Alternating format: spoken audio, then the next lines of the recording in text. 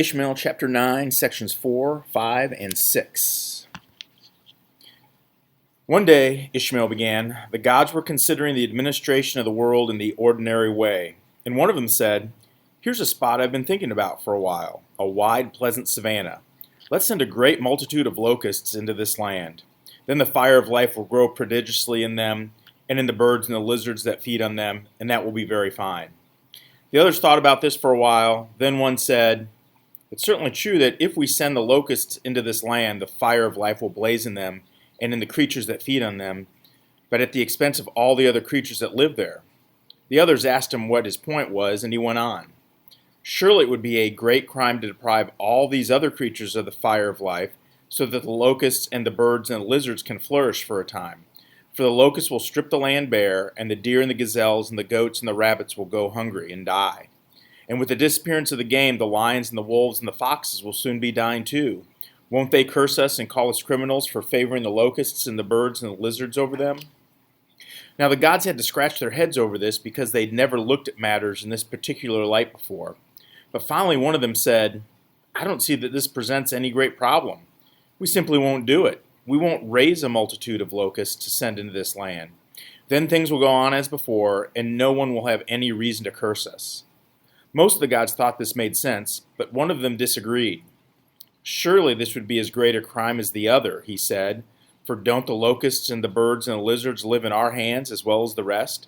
Is it never their time to flourish greatly as others do?" While the gods were debating this point, a fox came out to hunt, and they said, "Let's send the fox a quail for its life." But these words were hardly spoken when one of them said, "Surely it would be a crime to let the fox live at the quail's expense. The quail has its life that we gave it and lives in our hands. It would be infamous to send it into the jaws of the fox." Then another said, "Look here, the quail is stalking a grasshopper. If we don't give the quail to the fox, then the quail will eat the grasshopper. Doesn't the grasshopper have its life that we gave it, and doesn't it live in our hands as truly as the quail? Surely it would be a crime not to give the quail to the fox so that the grasshopper may live." Well, as you can imagine, the gods groaned heavily over this and didn't know what to do. And while they were wrangling over it, spring came and the snow waters from the mountains began to swell the streams. And one of them said, "Surely it would be a crime to let these waters flood the land, for countless creatures are bound to be carried off to their deaths." But then another said, "Surely it would be a crime not to let the waters flood the land, for without them the ponds and marshes will dry up, and all the creatures that live in them will die." And once more the gods were thrown into confusion. Finally, one of them had what seemed to be a new thought. "It's clear that any action we take will be good for some and evil for others, so let's take no action at all. Then none of the creatures that live in our hands can call us criminals." "Nonsense," another snapped. "If we take no action at all, this will also be good for some and evil for others, won't it? The creatures that live in our hands will say, 'Look, we suffer,' and the gods do nothing." And while the gods bickered among themselves, the locusts swarmed the savannah, and the locusts and the birds and the lizards praised the gods, while the game and the predators died, cursing the gods. And because the gods had taken no action in the matter, the quail lived and the fox went hungry to its hole, cursing the gods. And because the quail lived, it ate the grasshopper, and the grasshopper died, cursing the gods. And because in the end the gods decided to stem the flood of spring waters, the ponds and the marshes dried up, and all the thousands of creatures that lived in them died, cursing the gods. And hearing all these curses, the gods groaned. "We've made the garden a place of terror, and all that live in it hate us as tyrants and criminals. And they're right to do this because by action or inaction, we send them good one day and evil the next without knowing what we should do. The savannah, stripped by the locusts, rings with curses, and we have no answer to make. The fox and the grasshopper curse us because we let the quail live, and we have no answer to make. Surely the whole world must curse the day we made it. For we are criminals who send good and evil by turns, knowing even as we do it that we don't know what ought to be done." Well, the gods were sinking right into the slough of despond, when one of them looked up and said, "Say, didn't we make for the garden a certain tree whose fruit is the knowledge of good and evil?" "Yes," cried the others. "Let's find that tree and eat of it and see what this knowledge is." And when the gods had found this tree and had tasted its fruit, their eyes were opened, and they said, "Now indeed we have the knowledge we need to tend the garden without becoming criminals, and without earning the curses of all who live in our hands." And as they were talking in this way, a lion went out to hunt, and the gods said to themselves, Today is the lion's day to go hungry, and the deer it may have taken will live another day. And so the lion missed its kill, and as it was returning hungry to its den, it began to curse the gods. But they said, "Be at peace, for we know how to rule the world, and today is your day to go hungry." And the lion was at peace. And the next day the lion went out to hunt, and the gods sent it the deer they had spared the day before. And as the deer felt the lion's jaws on its neck, it began to curse the gods. But they said, "Be at peace, for we know how to rule the world, and today is your day to die, just as yesterday was your day to live." And the deer was at peace. Then the gods said to themselves, "Certainly the knowledge of good and evil is a powerful knowledge, for it enables us to rule the world without becoming criminals. If we had yesterday sent the lion away hungry without this knowledge, then indeed it would have been a crime. And if we had today sent the deer into the lion's jaws without this knowledge, then indeed this too would have been a crime. But with this knowledge we have done both these things, one seemingly opposed to the other, and have committed no crime." Now it happened that one of the gods was away on an errand, when the others were eating at the tree of knowledge. And when he returned and heard that what the gods had done in the matter of the lion and the deer, he said, "In doing these two things you have surely committed a crime in one instance or the other. For these two things are opposed, and one must have been right to do and the other wrong. If it was good for the lion to go hungry on the first day, then it was evil to send it the deer on the second. Or if it was good to send the deer on the second day, then it was evil to send it away hungry on the first." The others nodded and said, "Yes, this is just the way we would have reasoned before we ate of this tree of knowledge." "What knowledge is this?" the god asked, noticing the tree for the first time. "Taste its fruit," they told him, "then you'll know exactly what knowledge it is." So the god tasted, and his eyes were opened. "Yes, I see," he said. "This is indeed the proper knowledge of the gods, the knowledge of who shall live and who shall die." "Any questions so far?" Ishmael asked. I jumped, startled by this break in the narrative.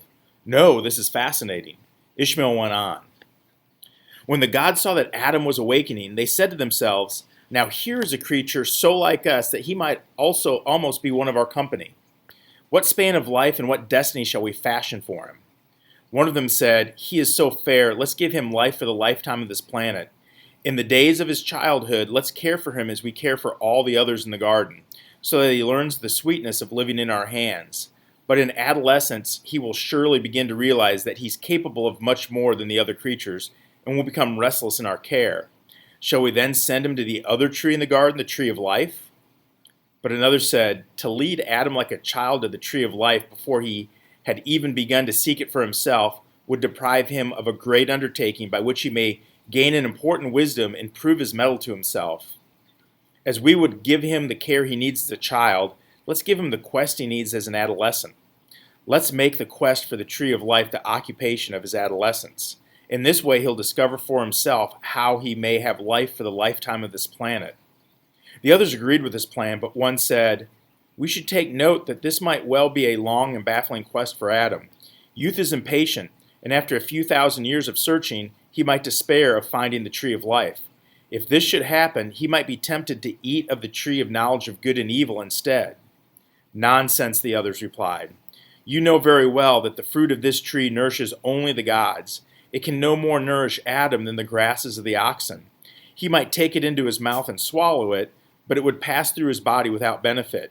Surely you don't imagine that he might actually gain our knowledge by eating of this tree?' 'Of course not,' the other replied. 'The danger is not that he would gain our knowledge, but rather that he might imagine that he'd gained it. Having tasted the fruit of this tree, he might say to himself, "I have eaten at the gods' own tree of knowledge, and therefore know as well as they how to rule the world. I may do as I will do." 'This is absurd,' said the other gods. 'How could Adam ever be so foolish as to imagine he had the knowledge that enables us to govern the world and do what we will do? None of our creatures will ever be master of the knowledge of who shall live and who shall die.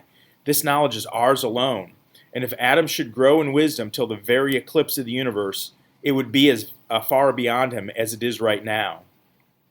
But the other was not disconcerted by this argument. 'If Adam should eat of our tree,' he persisted, 'there's no telling how he might deceive himself. Not knowing the truth, he might say to himself, "Whatever I can justify doing is good, and whatever I cannot justify doing is evil." But the others scoffed at this, saying, "This is not the knowledge of good and evil."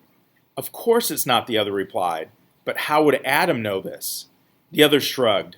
Perhaps in childhood Adam might believe he was wise enough to rule the world, but what of it? Such arrogant foolishness would pass with maturity. "Ah," said the other, "but possessed of this arrogant foolishness, would Adam survive into maturity? Believing himself our equal, he would be capable of anything. In his arrogance, he might look around the garden and say to himself, 'This is all wrong. Why should I have to share the fire of life with these creatures? Look here, the lions and the wolves and the foxes take the game I would have for myself. This is evil. I will kill all these creatures, and this will be good. And look here, the rabbits and the grasshoppers and the sparrows take the fruits of the land that I would have for myself. This is evil. I will kill all these creatures, and this will be good.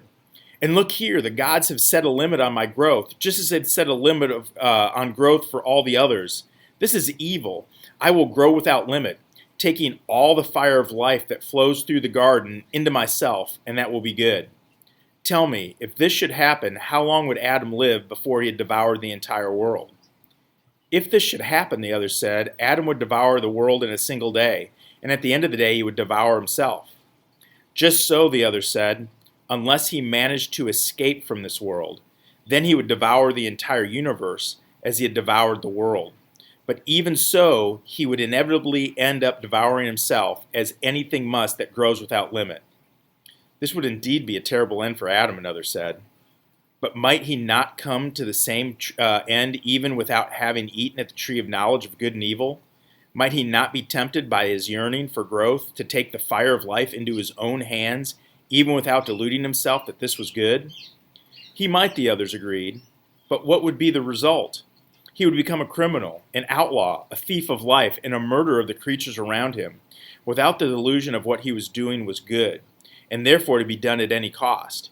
He would soon weary of the outlaw's life. Indeed, this is bound to happen during the quest for the tree of life. But if he should eat of the tree of knowledge, then he would shrug off this weariness. He will say, 'What does it matter that I am weary of living as a murderer of all the life around me? I know good and evil, and this way of living is good. Therefore I must live this way even though I'm weary unto death, even though I destroy the world and even myself. The gods wrote in the world a law for all to follow, but it can't apply to me because I'm their equal. Therefore I will live outside this law and grow without limit. To be limited is evil. I will steal the fire of life from the hands of the gods and heap it up for myself, and that will be good. I will destroy those kinds that do not serve my growth, and that will be good. I will wrest the garden from the hands of the gods and order it anew so that it serves only my growth, and that will be good. And because these things are good, they must be done at any cost. It may be that I'll destroy the garden and make a ruin of it. It may be that my progeny will teem over the earth like locusts, stripping it bare until they drown in their own filth and hate the very sight of one another and go mad. Still they must go on, because to grow without limit is good, and to accept the limits of the law is evil. And if they say, 'Let's put off the burdens of the criminal life and live in the hands of the gods once again,' I will kill them for what they say is evil. And if they say, 'Let's turn aside from our misery and search for that other tree,' I will kill them for what they say is evil. And when at last all the garden has been subjugated to my use, and all kinds that do not serve my growth have been cast aside, and all the fire of life in the world flows through my progeny, still I must grow. And to the people of this land I will say, 'Grow, for this is good,' and they will grow. And to the people of the next land I will say, 'Grow, for this is good,' and they will grow. And when they can grow no more, the people of this land will fall upon the people of the next to murder them, so that they may grow still more. And if the groans of my progeny fill the air throughout the world, I will say to them, 'Your sufferings must be borne, for you suffer in the cause of good. See how great we have become. Wielding the knowledge of good and evil, we have made ourselves the masters of the world, and the gods have no power over us. Though your groans fill the air, isn't it sweeter to live in our own hands than the hands of the gods?' And when the gods heard this, they saw that of all the trees in the garden, only the tree of knowledge of good and evil could destroy Adam. And they said to him, 'You may eat of every tree in the garden, save the tree of knowledge of good and evil. For on the day that you eat of that tree, you will certainly die.'"